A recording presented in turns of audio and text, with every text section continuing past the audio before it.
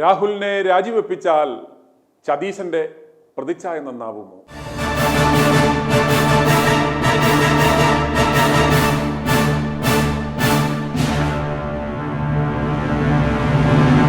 രാഹുലിനെ പിടിച്ചപിടിയാലെ രാജിവെപ്പിച്ചാൽ തൻ്റെ കേക്ക് കെട്ട് തിന്നുന്ന ആ പ്രതിച്ഛായ നന്നാകുമെന്ന് വി ഡി സതീശൻ വിചാരിക്കുന്നുണ്ടത്രേ.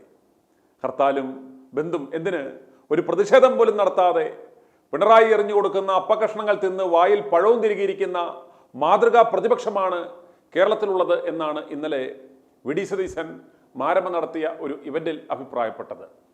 ദേഹം വിയർത്ത് കതറുടഞ്ഞുള്ള ഒരു പരിപാടിക്കും ഞങ്ങളെ കിട്ടത്തില്ല എന്ന്.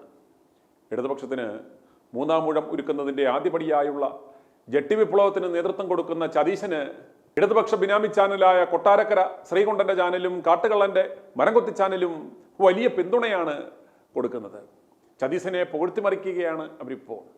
രാഹുലിനെ പുറത്താക്കുന്നതിലൂടെ സതീശന്റെ പ്രതിച്ഛായ വല്ലാതെ പൊങ്ങും എന്നാണ് ഇവർ റിപ്പോർട്ട് ചെയ്യുന്നത്. ഉമ്മൻചാണ്ടിയെ തീർക്കുവാൻ സഹായ സഹകരണങ്ങൾ നൽകിയപ്പോഴും ഇതേപോലെ മാധ്യമ ഷീൽഡ് അവർ ഒരുക്കി കൊടുത്തിരുന്നു. ഇതിൽ നിന്നും തന്നെ നമുക്ക് ഇവർ സഖ്യമുണ്ടാക്കി എത്ര ആസൂത്രിതമായാണ് കരിക്കൽ നീക്കുന്നത് എന്ന് മനസ്സിലാക്കാം. ഇടത് ഫണ്ടിങ്ങോടുകൂടി പ്രവർത്തിക്കുന്ന ബിനാമി ചാനലുകളും സംഘി ഫണ്ടിങ്ങോടുകൂടി പ്രവർത്തിക്കുന്ന ചാനലുകളും മത്സരിച്ചാണ് രാഹുലിൻ്റെ രാജിക്ക് വേണ്ടി മുറവിളി കൂട്ടുന്നത്. ഇതിനെ പ്രതിരോധിക്കുവാൻ കോൺഗ്രസ്സുകാർക്ക് ഒരു ചാനലോ ഒരു പത്രമോ പോലുമില്ല.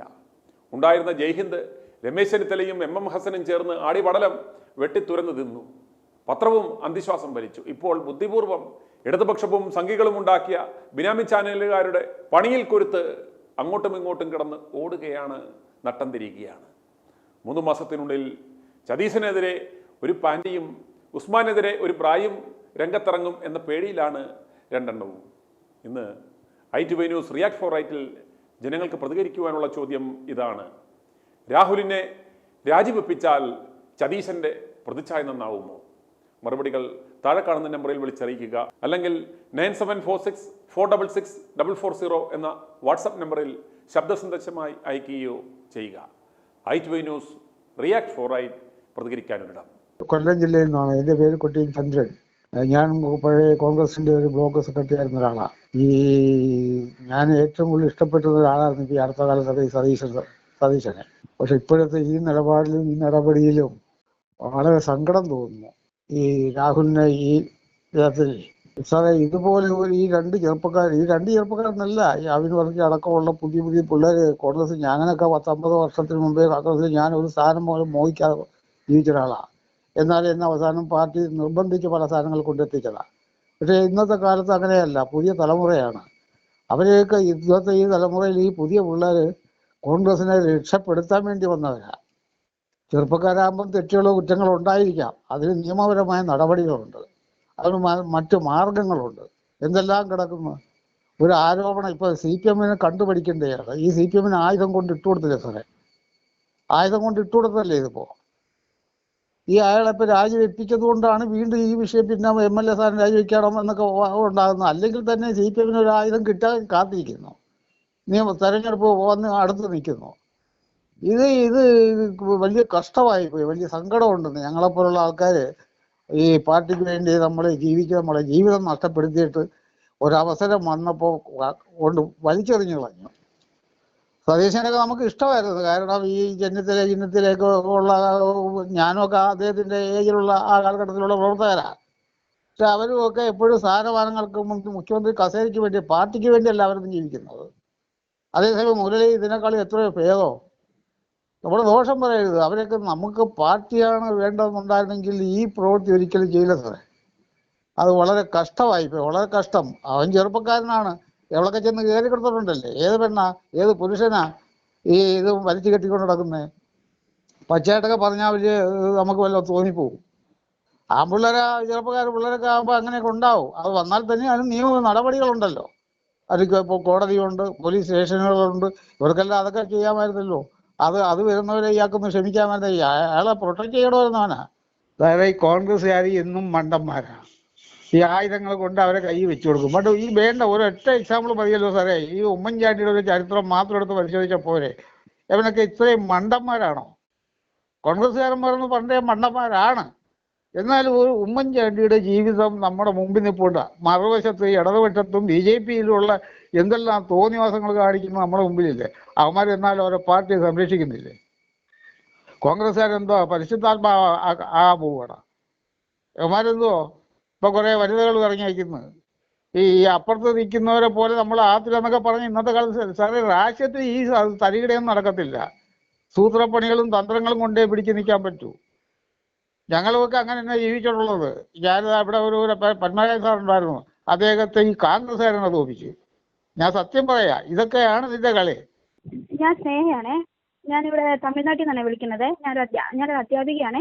ആരോപണം ഉന്നയിച്ചെന്ന് പറയുന്ന ആ പുള്ളിക്കാരത്തി ഉണ്ടല്ലോ, അവര് VP സതീശന്റെ കൂടെ നിൽക്കുന്ന 2-3 ഫോട്ടോസ് കണ്ടു. പക്ഷെ ഇത്ര ഇവർ കുറെ വർഷങ്ങളായിട്ട് പരിചയമുണ്ടെന്നല്ലേ പറയുന്നേ.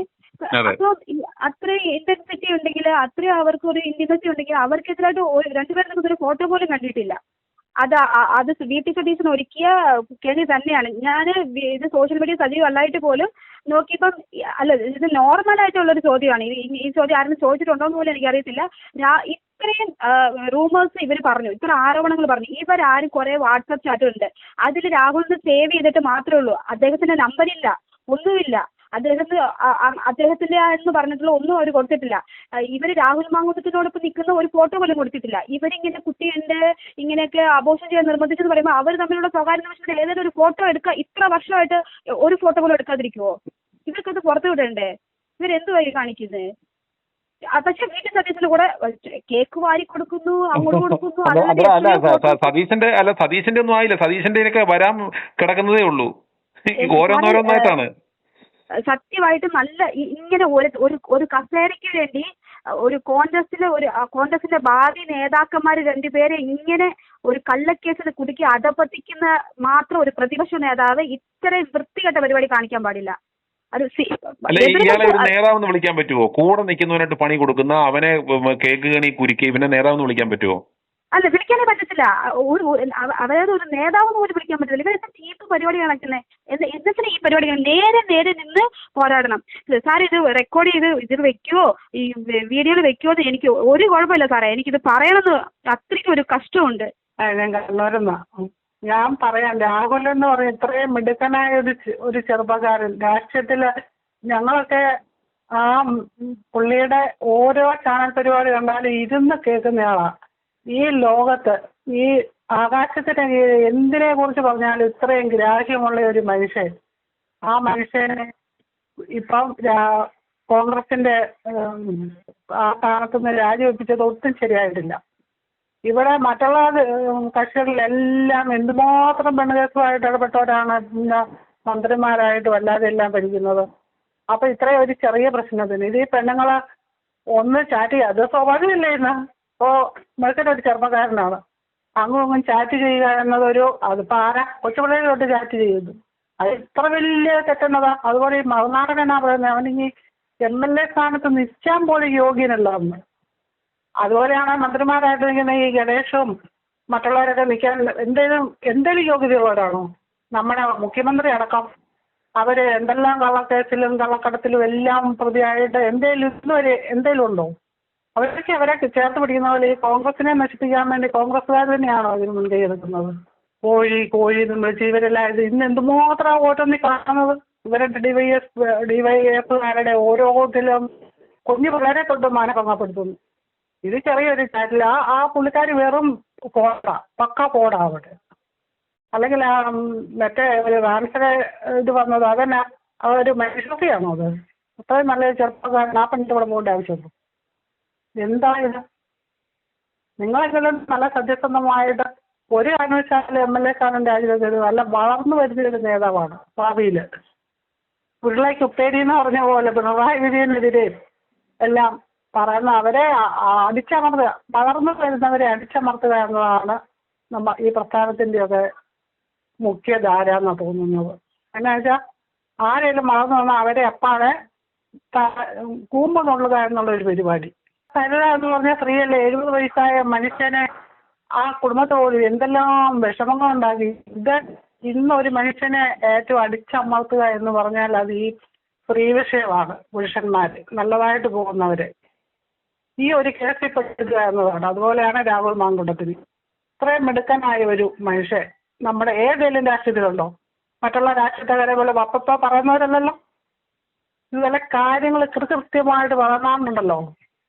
ആ അതിനുള്ളിൽ തന്നെ ഉള്ളവരായിരിക്കാം, അല്ലാത്തവരും ഉണ്ടായിരിക്കാം. ഇനി രാഹുൽ രാജിവെക്കണോ എന്ന വിഷയത്തിൽ ജനങ്ങളുടെ പ്രതികരണങ്ങൾ തുടരുന്നു.